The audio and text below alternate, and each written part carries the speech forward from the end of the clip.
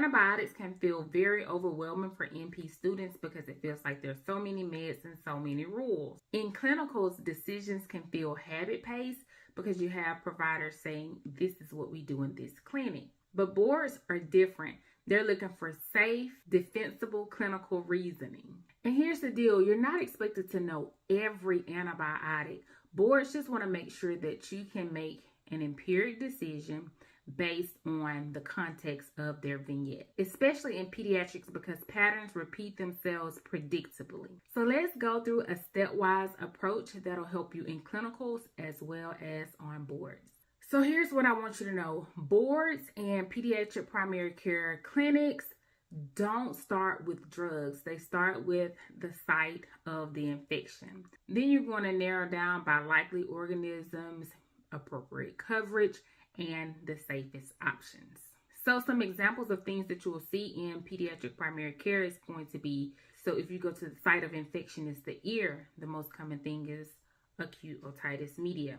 If you have the throat, then there's one bug that needs to be treated in the primary care setting. And if you have a UTI, you're going to think E. coli until the cultures tell you something different. If you have skin, you're going to think cellulitis, and then with the lungs, pneumonia. And once you know the site, half of the answer choices are going to disappear because we're not looking to just nuke everything. We're trying to treat what's most likely and then go from there. Step number 2, is it viral? Is it bacterial? Or do we need to watch? So the boards are going to want to make sure that you know how to make that clinical decision. So if it's bronchiolitis, then that's viral, no antibiotics. Then if you have a viral upper respiratory infection, also viral, no antibiotics. But then if you have otitis media with diffusion, now that is going to be watchful waiting. And if antibiotics are not indicated, boards want you to be able to choose an answer that reflects that. But when antibiotics are indicated, boards are going to want you to look for that first line. They're going to look for that narrow spectrum, and you're going to look for guideline-based therapy.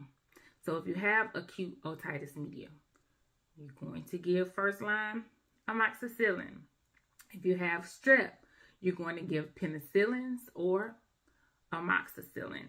If you have pediatric pneumonia, you're going to give amoxicillin.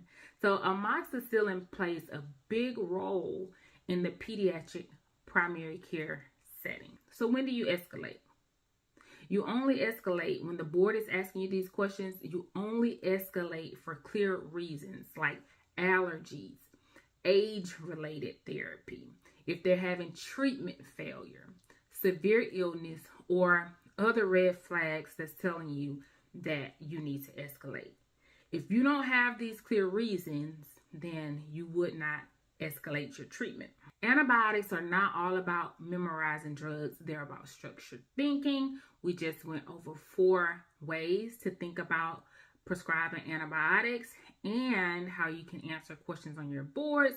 I hope that has been helpful, and I will see you in the next one. Bye for now.